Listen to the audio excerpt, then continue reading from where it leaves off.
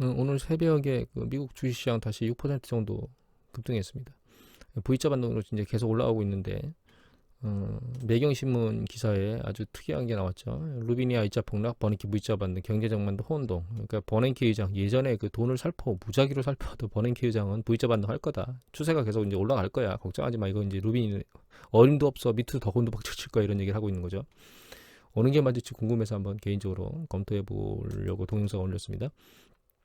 오늘 이제 미국의 주식시장이 6% 올라갔지만 사실 그 이외에 경제 지표 중에 이제 그 신규 실업수당 청구 건수라고 하는 게 320만 건, 328만 건이나 증가한 걸 발표가 나왔어요. 이거 굉장한 충격입니다, 사실. 왜냐하면 미국의 경기 수축이 가장 심화될 때도 65만 5천 건 정도가 65만 건 정도가 이제 맥스였는데 이게 한꺼번에 320만 건 넘었다는 뜻은 한 5배나 되는 수준의 실업수당 청구가 있었다는 뜻이거든요. 그만큼 코로나 사태가 현재 미국 시장에 심각하게 반영이 된다는 거예요. 근데 이제 이 위에 빨갛게 보이는 이게 이제 실업률인데 이 실업률이 지금 이제 실업수당 청구 건수는 매주 반영되는 거거든요. 이 실업률은 한 달에 한 번씩 반영되기 때문에 아직 반영이 안 된 상태입니다. 이게 이제 월말에 반영돼서 나올 건데 결과적으로 이 실업률이 급등할 거예요. 근데 이 코로나 사태가 발생하기 전에 이미 미국 시장은 사실 상황이 좀 이상했는데 그건 무슨 얘기냐면 이게 경기 수축 국면이 지날 때마다 사실 이 빨간 게 전체 고용인 중에 파트타이머에 해당하는 거고요. 이제 이 파란 게 완전 고용에 해당하는 사람들인데 그 경기 수축 국면이 진입하기 시작하면서 그 파트타이머가 증가하고 완전 고용이 줄어요. 그런데 실제로는 코로나 사태가 발생하기 전부터 사실 그 조짐이 있었습니다. 이게 이제 1월 달에 발표된 게 마지막이니까 코로나 사태가 심화되기 전이거든요. 그때 이미 이제 파트타이머가 증가하고 있었기 때문에 결과적으로는 미국 시장이 코로나 사태로 인해서 급격화되고 있긴 하지만 정점 부근에서 이제 수축 국면을 살짝 움직이고 있는 패턴이 이미 있었습니다, 사실. 근데 이제 좀 전에 말했던 실업수당 청구가 급등한 걸로 놓고 보면 이게 계속 심화되는 과정으로 가게 될 거예요. 그럴 수밖에 없는 게 여기 보시면 이제 그 대량 해고나 혹은 뭐 실직 사퇴를 하는 뉴스 보도들이 즐비합니다. 그래서 이제 이미 여기 보면 호텔하고 항공 쪽에서는 이미 그런 것들이 시작됐고요. 또 한 가지 이제 뉴스 보도 보면 여기 보시면 이제 이런 내용이 있어요. 레스토랑, 그다음 극장, 스포츠 센터 이런 데 사람이 지금 못 다니고 있으니까 이 실업이 발생하는 거죠.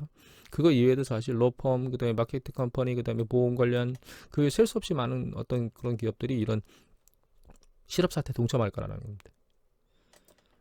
근데 우리가 이제 주식시장을 급등시킨 가장 큰 이유가 뭐냐면 이제 국민일보 기사인데요. 1년 예산 절반을 코로나 부양책으로 해서 2조 7천억 통과시켰어요. 이게 이제 여러 가지 부양책을 담고 있는데 뭐 기업 뭐 여러 가지 부양하는 거. 그 중에서 이제 사람들한테 직접적으로 돈을 준 부양책이 있거든요. 이것은 이제 중앙일보 기사인데 미 재무부의 코로나 부양대금 3주 내에 1인당 147만 주겠다는 겁니다.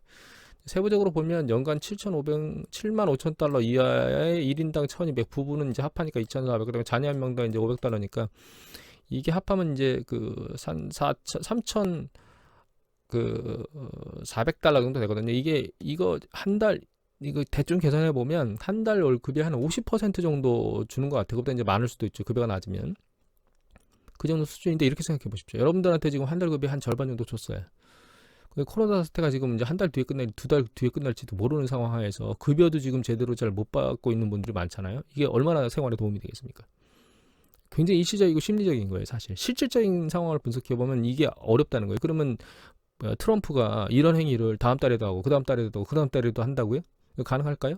1년 예산의 절반이나 되는 걸 썼는데 매달 이런 행위를 할 수 있을까요? 못 한다는 겁니다. 결과적으로 이 주식시장이 급등한 가장 큰 이유인 이 소득을 직접적으로 쏴주는 것, 이것이 과연 경제에 얼마나 도움이 되겠습니까? 개인적으로는 어불성성이라고 생각합니다. 그리고 이제 미국이 계속 그 급등하고 있어요. 코로나 사태가. WHO 세계보건기구에서 나오는 이제 차트인데 잘 보시면 아직도 급등해서 올라가고 있는 상태인데다가 누적적으로 확진자 수는 계속 증가 추세를 보이고 있어요. 그리고 또 한 가지 심적으로 이제 위축이 많이 될 거는 여기 잘 보시면 누적 사망자 수인데 10단위에 있다가 퉁퉁 50단위로 뛰었다가 100단위로 가더니 지금 200단위로 올라가고 있어요. 이런 뉴스 보도를 계속 보게 될 거고 심리적으로 굉장한 위축이 사람들한테 가해지게 될 겁니다. 전혀 의식을 안 하고 있다가 갑자기 죽는 수가 폭발적으로 늘어나기 때문에 심리적으로 굉장히 이게 단순한 게 아니구나, 위험하구나라고 하는 걸 인지할 거라는 거죠. 그리고 또 한 가지 이제 문제는 이게 이제 Calculated Risk라고 하는 사이트에 있는 정보인데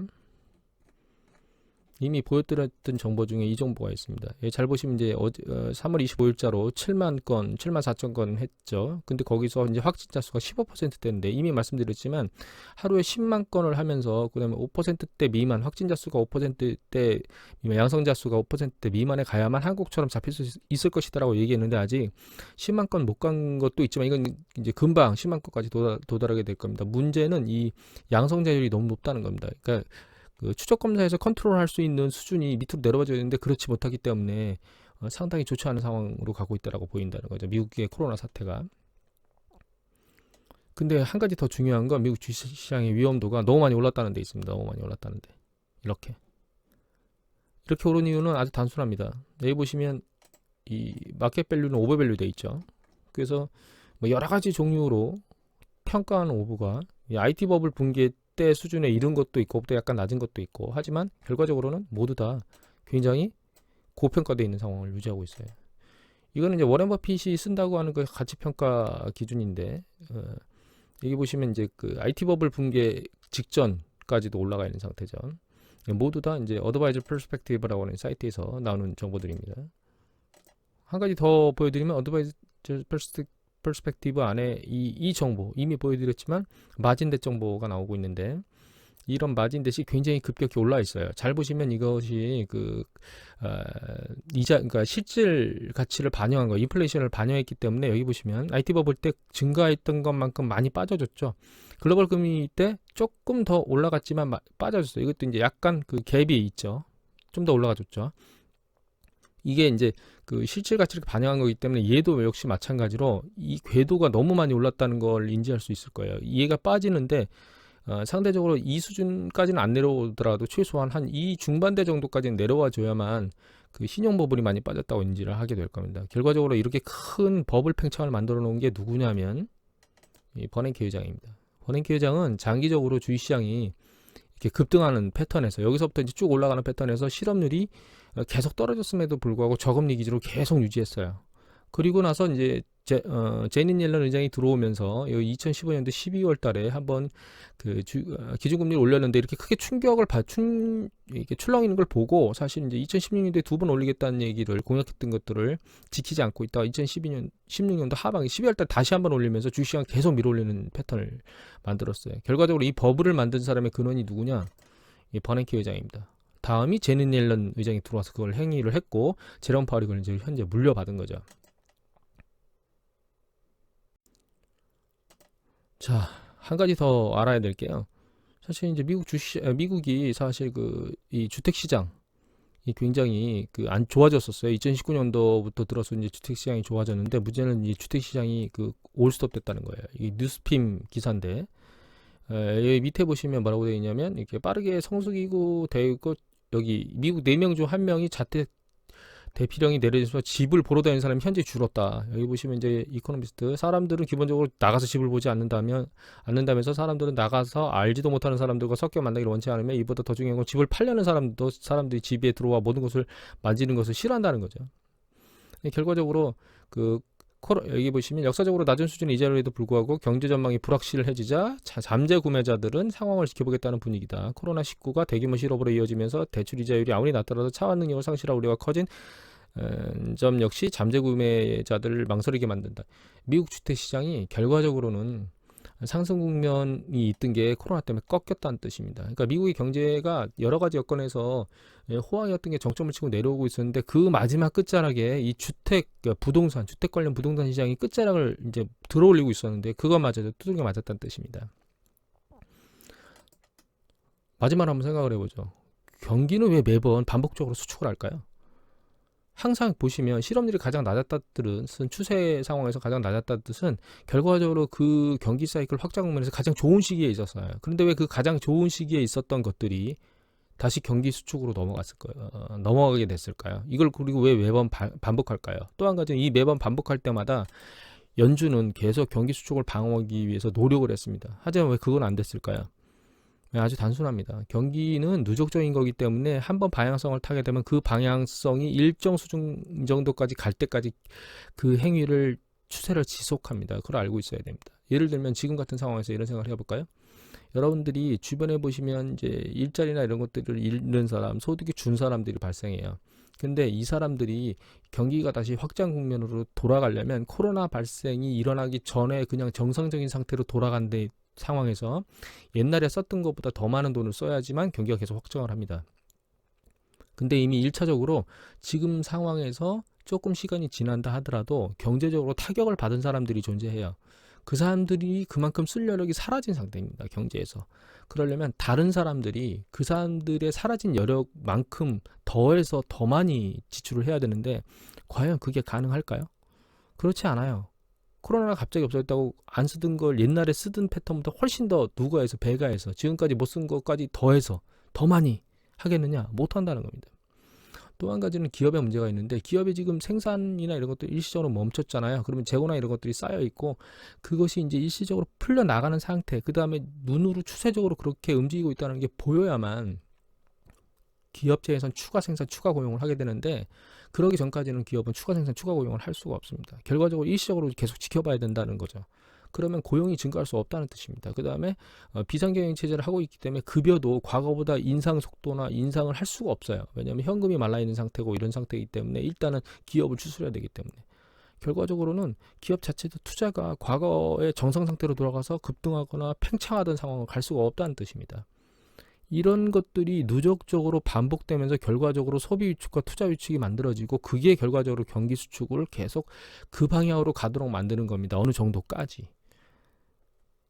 제 생각에는 여기서 말하는 루비니 교수가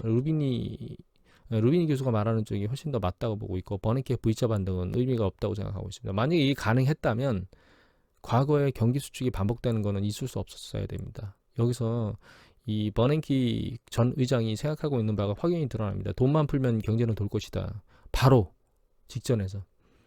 그럴 수가 없다라는 걸 여러분들이 인지하셔야 될 것 같고 향후에 이 주식시장이 들리는 것은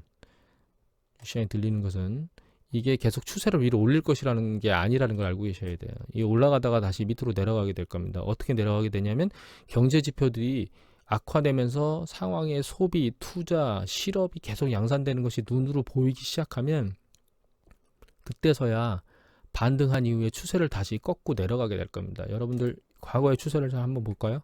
잘 보시면 떨어졌다가 일시적 V 반등을 하죠. 그럼 다시 밀려나가 V 반등을 또 합니다. 이런 행위를 왜 할까요? 이때도 마찬가지입니다.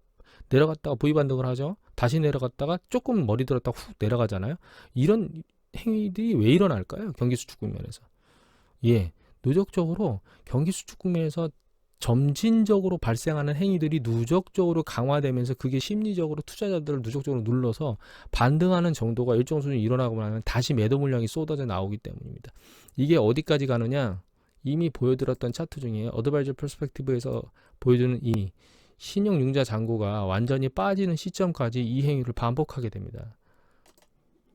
경제 지표가 악화되는 것과 맞물려서. 그래서 여러분들은 지금 V자 반등이 될 거야 라고 하는 강렬한 믿음을 가지고 주식을 싸게 매집하겠다는 생각을 하시게 되면 큰일 날 일을 겪게 되실 거라고 저는 사실 확신합니다. 지금보다 훨씬 더 낮은 가격대에 주식이 거래되는 걸 여러분들이 눈으로 보시게 될 거라고 저는 개인적으로 생각하고 있습니다. 주식 투자 조심히 하시고 모두 다 건성하시기 바랍니다. 이것으로 마치도록 하겠습니다. 감사합니다.